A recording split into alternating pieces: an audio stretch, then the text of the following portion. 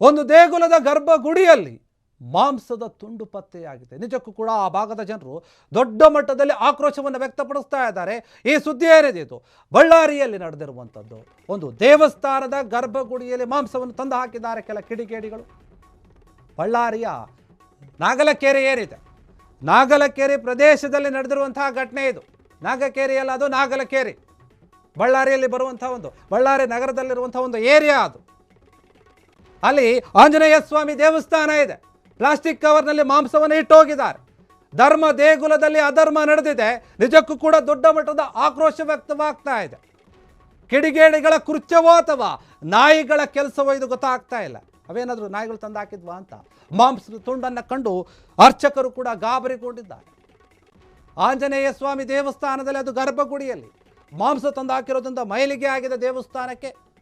ಬಳ್ಳಾರಿಗೆ ಅಪಶಕುನ ಕಾದಿದೆಯಾ ಹಾಗಾದರೆ ಈ ಮೂಳ ಮಾಂಸದಿಂದ ಅಂತ? ಅಯ್ಯಯ್ಯೋ, ದೈವಗುಡಿಗೆ ಇದೆಂಥ ಅಪಚಾರ ಎನ್ನುವಂಥ ಮಾತು ಕೇಳಿ ಬರ್ತಾ ಇದೆ. ಗರ್ಭಗುಡಿಯಲ್ಲಿ ನಿಜಕ್ಕೂ ಕೂಡ ಮಾಂಸವನ್ನು ತಂದಾಕಿದರೆ ಅದನ್ನು ಯಾರು ಒಪ್ತಾರೆ? ಬಳ್ಳಾರಿ ಜಿಲ್ಲೆಯಲ್ಲಿ, ಬಳ್ಳಾರಿ ನಗರದ ನಾಗಲಕೆರೆಯಲ್ಲಿ ಆಗಿರುವಂತಹ ಘಟನೆ ಇದು.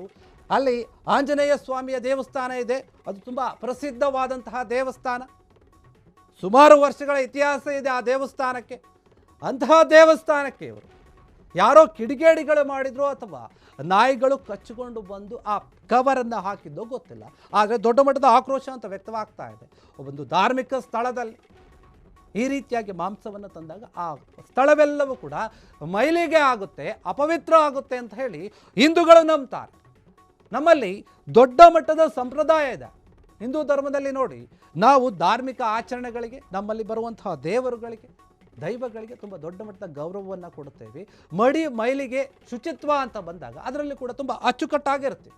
ಈಗ ಒಂದು ದೇಗುಲದಲ್ಲಿ, ಅದರಲ್ಲಿಯೂ ಕೂಡ ಗರ್ಭಗುಡಿಯಲ್ಲಿ ಹೋಗಿ ಮಾಂಸದ ತುಂಡನ್ನು ಹಾಕ್ತಾರೆ. ಅದಲ್ಲಿ ಬೀಳುತ್ತೆ, ಕಾಣಿಸ್ಕೊಳ್ಳುತ್ತೆ ಅನ್ನುತ್ತೆ. ಆದರೆ ನಿಜಕ್ಕೂ ಕೂಡ ಇದು ಎಷ್ಟರ ಮಟ್ಟಿಗೆ ಅಂತ ಯಾರಾದರೂ ಮಾಡಿದರೆ ನಿಜವಾಗಲೂ ಕೂಡ ಅದಕ್ಕೆ ಶಿಕ್ಷೆ ಆಗಬೇಕು. ನಾವು ನೋಡಿ, ನಾರ್ಮಲ್ ಆಗಿ ನಮ್ಮ ಮನಸ್ಥಿತಿ ಹೇಗಿರುತ್ತೆ, ನಾವು ಕೆಲವೊಂದು ವಾರದಲ್ಲಿ ಮಾಂಸವನ್ನು ತಿನ್ನೋದೇ ಇಲ್ಲ. ಮಾಂಸವನ್ನು ತಿಂದಿದ್ರೆ ದೇವಸ್ಥಾನದ ಒಳಗೆ ಕಾಲು ಕೂಡ ಇಡೋದಿಲ್ಲ.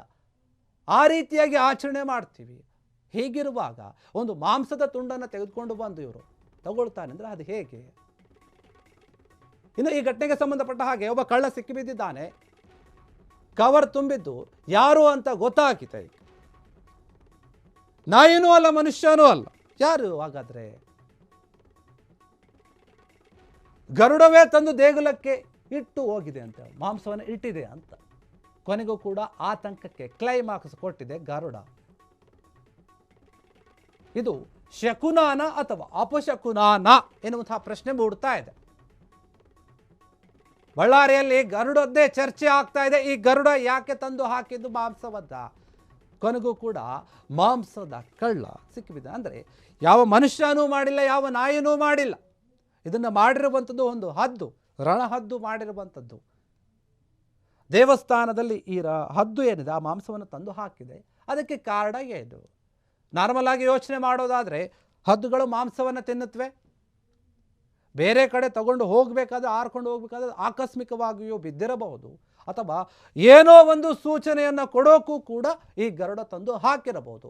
ಇದು ಶಕುನವೋ ಅಥವಾ ಅಪಶಕನವೋ ಗೊತ್ತಿಲ್ಲ. ಇದು ಶಕುನಾನ ಅಪಶಕುನಾನ ಎನ್ನುವಂತಹ ಪ್ರಶ್ನೆ ಮೂಡುತ್ತಾ ಇದೆ. ಆದರೆ ನೋಡಿ, ಗರುಡ ಅಂತ ಬಂದಾಗ ನಾವು ನೋಡ್ತೀವಿ, ಅದನ್ನು ಕೂಡ ಪೂಜೆ ಮಾಡ್ತೀವಿ, ವಿಷ್ಣುವಿನ ವಾಹನ ಅಂತ ಹೇಳ್ತೀವಿ.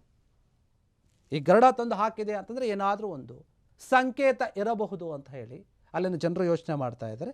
ಆತಂಕ ಇತ್ತು ದೊಡ್ಡ ಮಟ್ಟದಲ್ಲಿ, ದೇವಸ್ಥಾನದಲ್ಲಿ ಈಗಾಗ್ಬಿಡುತ್ತಲ್ಲ ಅಂತ. ಅದರ ಬಗ್ಗೆ ಯೋಚನೆ ಮಾಡೋದು ಬೇಡ. ಈ ರೀತಿಯಾಗಿ ಆಗಿದೆ. ಇದರ ವಿಚಾರ ಸತ್ಯಾಂಶ ಎಲ್ಲವೂ ಕೂಡ ಗೊತ್ತಾಗಿದೆ. ಆದರೆ ಬಳ್ಳಾರಿಯಲ್ಲಿ ಏನಿದೆ ಆಗಿರುವಂಥ ಘಟನೆಯಿಂದ ಆ ಭಾಗದ ಜನರಂತೂ ಸ್ವಲ್ಪ ಬೇಜಾರಾಗಿದ್ದಾರೆ. ದೇವರಿಗೆ ಈ ರೀತಿ ಆಯ್ತಲ್ಲ ಅಂತ ಹೇಳಿ ಅಲ್ಲಿ ಆ ದೇವಸ್ಥಾನವನ್ನು ಕೂಡ ಕ್ಲೀನ್ ಮಾಡಬೇಕಾಗುತ್ತೆ, ಕೆಲವೊಂದು ಪೂಜೆಗಳನ್ನು ಮಾಡಬೇಕಾಗುತ್ತೆ. ದೇವಸ್ಥಾನ ಒಂದು ಮೈಲಿಗೆ ಆದಾಗ ಅದನ್ನು ಸ್ವಚ್ಛಗೊಳಿಸುವಂತಹ, ಶುಚಿಗೊಳಿಸುವಂತಹ ಕೆಲಸ ಅದು ಬೇರೆ ಬೇರೆ ರೀತಿಯಾಗಿರುತ್ತೆ. ಧಾರ್ಮಿಕ ಕಾರ್ಯಕ್ರಮಗಳನ್ನು ನಡೆಸಬೇಕಾಗುತ್ತೆ.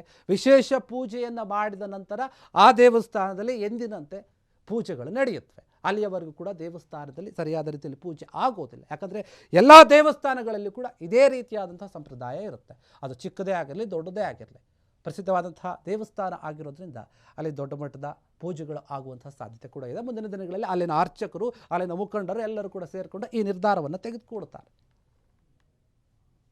ಕ್ಷಣ ಕ್ಷಣದ ಸುದ್ದಿಗಳಿಗಾಗಿ ಫ್ರೀಡಂ ಟಿವಿ ಸಬ್ಸ್ಕ್ರೈಬ್ ಮಾಡಿ, ಲೈಕ್ ಮಾಡಿ ಹಾಗೂ ಫಾಲೋ ಮಾಡಿ. ಹೊಸ ಸುದ್ದಿಗಳ ನೋಟಿಫಿಕೇಶನ್ಗಾಗಿ ಬೆಲ್ ಐಕಾನ್ ಮೇಲೆ ಕ್ಲಿಕ್ ಮಾಡಿ.